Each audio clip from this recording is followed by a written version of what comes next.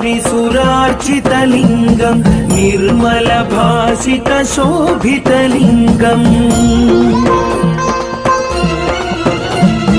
जन्मज दुःखविनाशकलिङ्गम् तत्प्रणमामि सदा शिवलिङ्गम् देवमुनिप्रवरार्चितलिङ्गम् कामदहनकरुणाकरलिङ्गम् रावणदर्पविनाशनलिङ्गम् तत्प्रणमामि सदा शिवलिङ्गम्